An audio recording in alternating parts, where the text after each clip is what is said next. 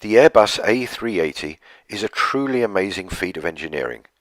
In a purely bums-on-seats configuration, this aircraft can take almost 900 passengers. A typical coach takes about 50 passengers, so the A380 can take approximately 18 coachloads of people. That's a lot of people.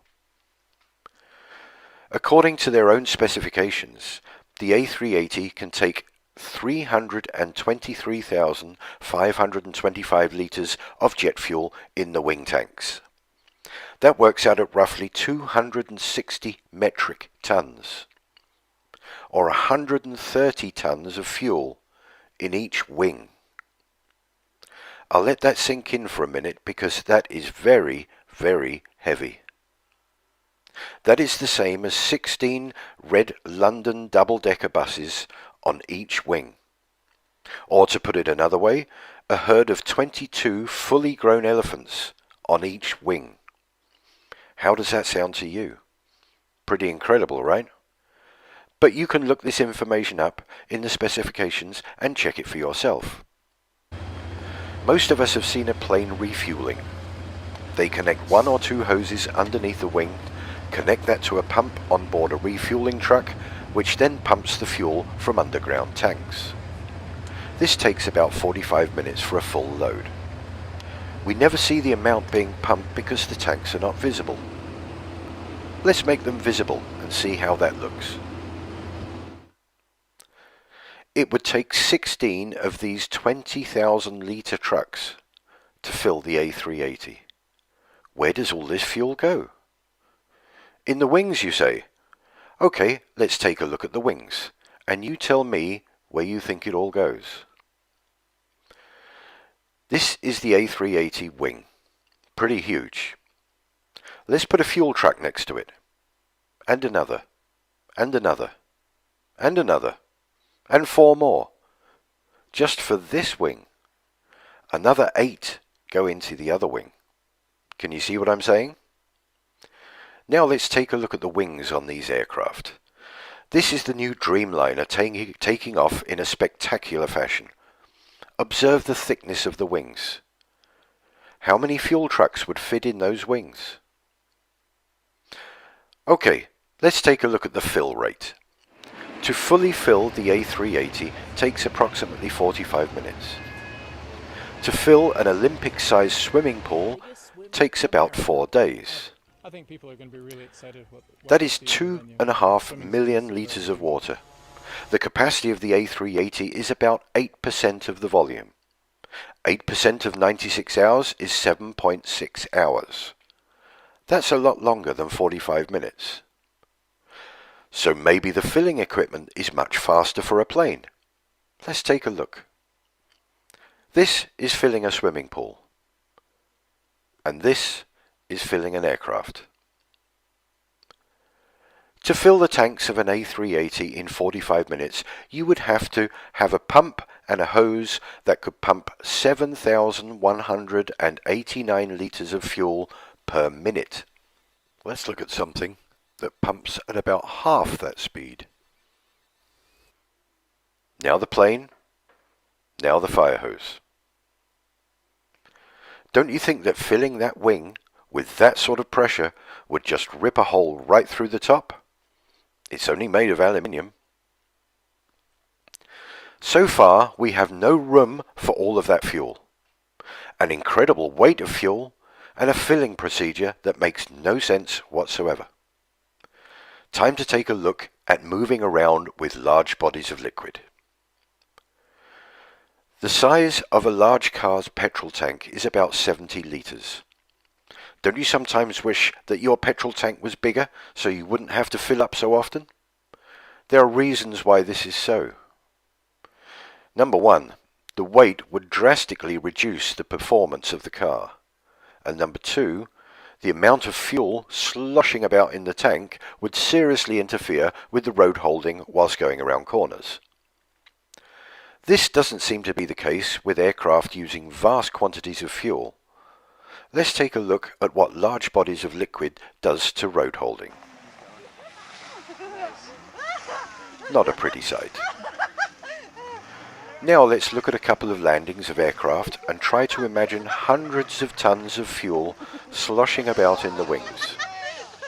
I think you might be getting the gist of what I'm trying to say. It is ridiculous to think that these aircraft take off, fly, bank, maneuver and land with large amounts of liquid moving in all directions. The next video clip is from the US Air Force, showing the filling and strapping down of the large bladder tanks used for in-flight refueling of their aircraft.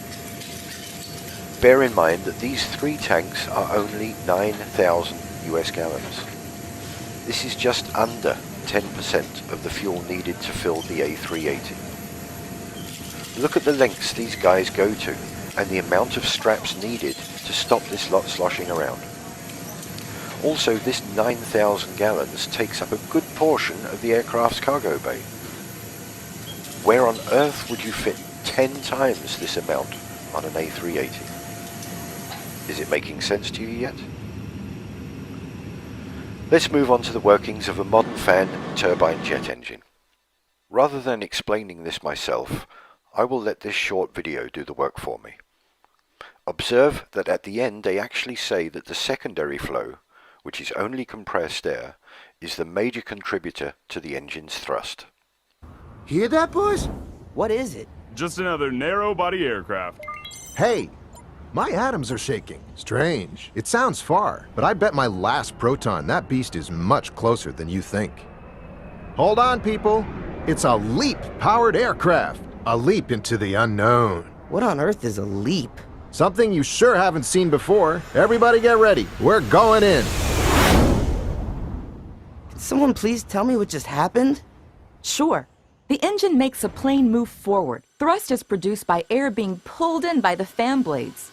Then this air is ejected at greater speed through the exhaust, creating the required pushing force. This is a principle of Newton's law. For every action, there is an equal and opposite reaction. So how is this possible? General Souls, come with me to the bypass. Extreme sport freaks, with me, we'll hit the compressors, combustor, and turbines. The LEAP is a high bypass ratio engine, which means that a large amount of air bypasses the core of the engine to be ejected directly into the exhaust stream. The fan acts like a propeller. Its curved rotating blades accelerate the airflow into the engine. Lighter composite materials provide better efficiency and resistance. Here come the compressors. Get ready. Things are gonna heat up. Feel that? It's the low-pressure compressors squeezing us. Now, the high-pressure compressors. You're gonna feel the difference. Ultra-efficient compressors deliver optimum air pressure and temperature conditions for combustion. It's rising up now. Let's get toasted! Gentlemen, meet your kerosene counterparts. These guys are gonna light up your day. Already? We usually mingle inside. Not anymore. I thought there'd be more of you. Normally, yes, but in this engine, fewer of us are needed. This little kerosene particle is right. The LEAP engine burns less fuel than former engines. In addition, the fuel nozzles mix fuel and air before they enter the combustor, creating a homogeneous mixture that minimizes the peak temperature during combustion. This technology significantly reduces emissions. Okay, let's go. The combustion chamber. This is the heart of the engine, where energy is created through combustion of fuel and compressed air. Are you ready? Here comes the final blast. What a boost! Where are we now? Turbines, let's transfer our energy to them. This is the last extreme stage before we join the soft team. Enjoy. Advanced material and aerodynamics make the turbines much more efficient and durable. The pressure and speed of the hot gases provide the force needed to turn the turbines and its shaft, which in turn drives the compressor and fan. Come on, guys, don't hang around. We alone are responsible for 90% of the thrust from this baby. Here come those adrenaline junkies. So, how was it? Fast, hot, and fantastic. What a trip! Are you kidding me? It was us in the primary flow that did most of the job. Not exactly, kid. It's teamwork. We definitely need each other. We provided the energy to drive the engine, and they provided most of the thrust to make the aircraft move forward. Hey, boss. Sounds like we're in luck today. You said it. It's game on again, boys. Let's go.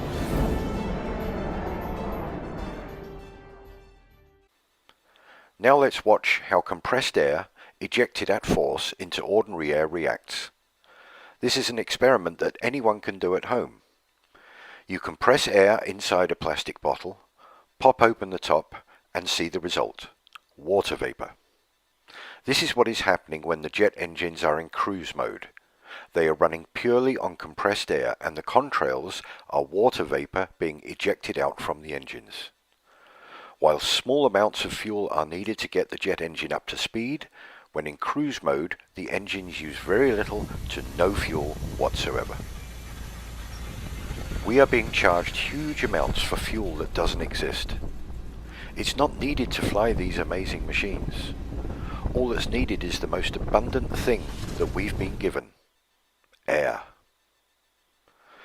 I will end this video here with a clip of the A380 at an air show doing a slow pass. It looks as though it is levitating at one point, but that is the subject of the next video, which involves our little friends, the bumblebees. Very, very slow speed. It's an awesome sight. I don't like the word awesome, but it's true in this case. Look at that.